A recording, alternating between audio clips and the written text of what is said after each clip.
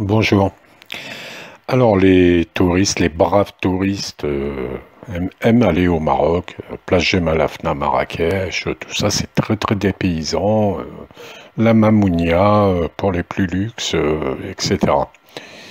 Mais derrière tout ça, il y a le soft power vanté sur RFI dernièrement et sur les chaînes françaises, etc. Derrière tout ça, il y a des crimes de guerre. Il y a une répression féroce, un, un traitement des femmes, vous allez voir ça. Et qu'est-ce que je voulais dire? Eh ben, on va partir directement sur la vidéo. Il faut ouvrir les yeux sur ce qui se passe actuellement au Sahara occidental et plus largement comment les femmes vivent au Maroc et comment elles sont traitées.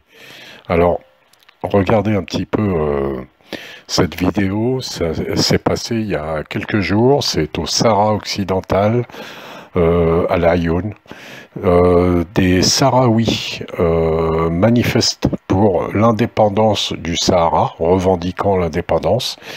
Et là, sur les images, vous voyez la police marocaine, comment elle fait sa répression et comment elle agit. Alors, il y a beaucoup de femmes qui manifestent et regardez comment ils les traitent.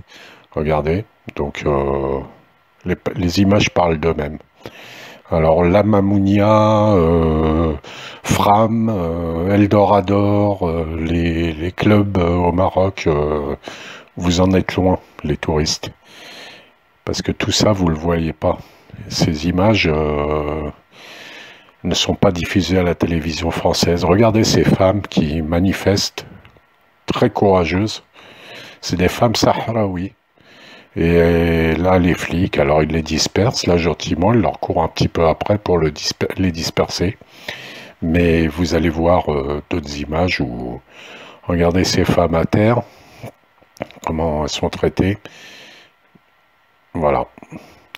Voilà, vive le Maroc du tourisme. Regardez comment ils les frappent. Alors je vous dis pas, hein, là c'est que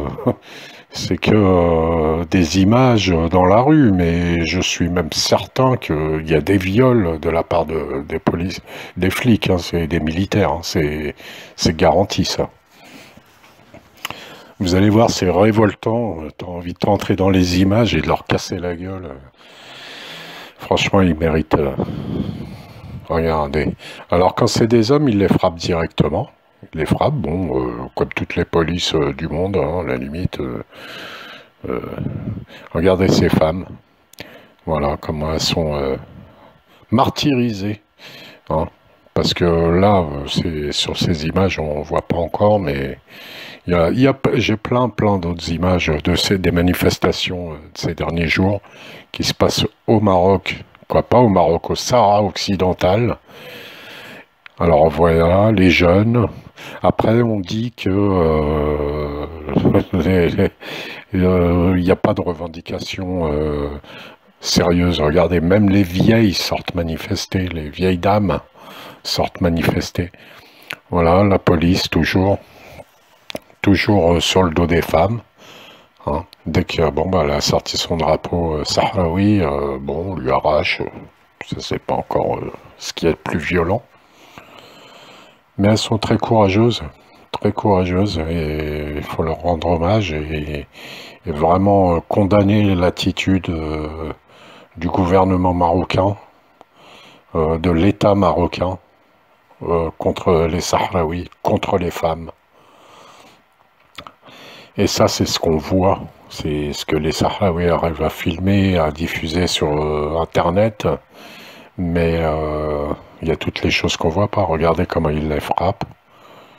C'est des lâches, parce que ils se mettent... regardez comment ils frappent l'homme à terre. Voilà, normal. Tout ça, c'est normal. Vous vous rendez compte? Heureusement, les Sahraouis prennent les armes pour leurs droits, et ils ont tout à fait le droit. Tout à fait le droit. Regardez comment il frappe les femmes toujours. Comment c'est un vieux. Bon, super le Maroc. Super. Bon, là, cet extrait vidéo dure quelques minutes, c'est 4 minutes. Mais ce qu'il faut savoir, c'est que à l'intérieur du Sahara occidental, les gens manifestent énormément pour revendiquer leur droit à l'autodétermination.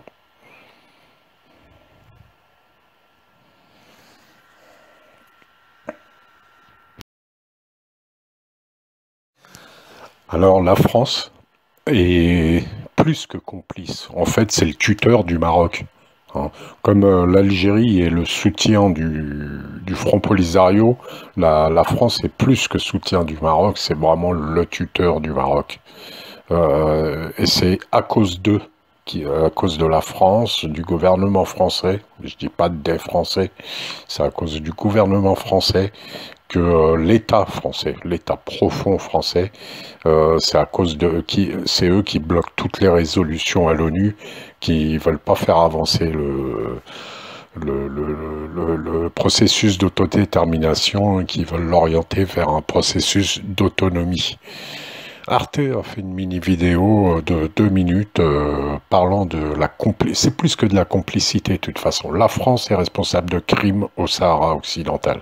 Un mur Regardez. long de 2700 km, truffé de mines antipersonnelles, fend le désert du Sahara. Il a été construit par le Maroc dans les années 80 dans le but de mieux quadriller le Sahara occidental que le royaume considère comme une partie de son territoire. Plus de 100 000 Sahraouis ont fui la zone pour se réfugier en Algérie. Ils veulent l'indépendance. Nous voulons qu'ils nous donnent notre indépendance. Nous en avons assez de la souffrance d'être des sans-abri. Nous souffrons depuis 46 ans, presque 50 ans. De nombreuses ONG accusent le Maroc de crimes de colonisation. La Cour européenne de justice a réitéré l'an dernier le droit du peuple sahraoui à l'autodétermination. Pourtant, d'après notre enquête, des armes françaises sont utilisées par le Maroc au Sahara occidental. Voici une vidéo postée sur les réseaux sociaux par un passager d'un vol qui quitte Laayoune, principale ville du Sahara occidental, pour Casablanca, au Maroc. Visible depuis le hublot 3 Mirage F1, que nous retrouvons sur ces images satellites de l'aéroport de Laayoune. Nous avons aussi repéré un navire militaire, un Landing Craft Tank, construit par le groupe Piriou à Concarneau. Le voici quittant le port de Marsa, toujours à Laayoune. D'après plusieurs organisations de défense des droits de l'homme, la présence d'armes françaises au Sahara occidental va à l'encontre des engagements internationaux de la France. Ces autorisations d'exportation d'armes sont illégales au regard du traité sur le commerce des armes, mais aussi au regard de la position commune de l'Union européenne. On sait que le Maroc commet quotidiennement des crimes de guerre au Sahara occidental depuis des décennies. Parmi ces crimes de guerre, le crime de guerre de colonisation, qui est un crime de guerre pérenne, qui est un crime de guerre quotidien, et le crime de guerre de pillage des ressources naturelles, qui est perpétré aussi depuis des années au Sahara occidental. Parmi ces actes de pillage dénoncés par les ONG, la pêche par des navires marocains au large des côtes sahraouis. Sur ces images satellites du port de Dakhla, nous avons repéré des patrouilleurs de fabrication française spécialisés justement dans la surveillance de la pêche. 2 OPV 64 et 1 OPV 70. Des patrouilleurs qui, en sécurisant la zone, facilitent le travail des pêcheurs marocains et se rendent potentiellement complices du pillage des ressources maritimes du Sahara occidental. Vous avez vu. Donc il n'y a pas que les femmes sahraouis du Sahara occidental qui sont maltraitées, violées, massacrées même. De toute façon, c'est pas des grands mots, c'est la vérité. Il y a aussi les femmes du nord du Maroc, tout au nord, dans toute la région Rif, etc., qui vivent dans la misère, hein, faut dire. Et on les appelle les femmes mulets. Je vous laisse regarder ce que c'est. Et s'il y a des touristes qui regardent cette vidéo, des touristes français, bah, continuez à aller au Maroc, vous pavanez tranquillement et continuez comme ça. C'est très bien. Votre ignorance et votre indifférence n'aident pas l'humanité.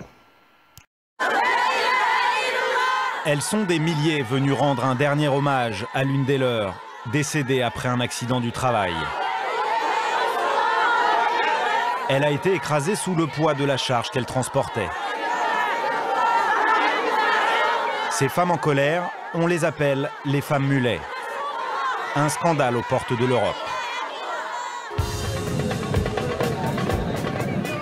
Des êtres humains transformés en bêtes de somme qui transportent d'énormes ballots de marchandises pesant entre 60 et 80 kilos. Elles seraient plus de 12 000 à faire ce métier. Certaines ont plus de 60 ans.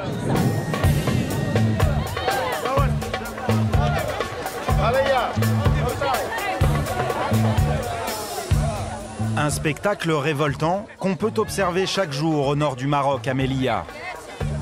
Une enclave espagnole, un petit bout d'Union européenne en Afrique du Nord.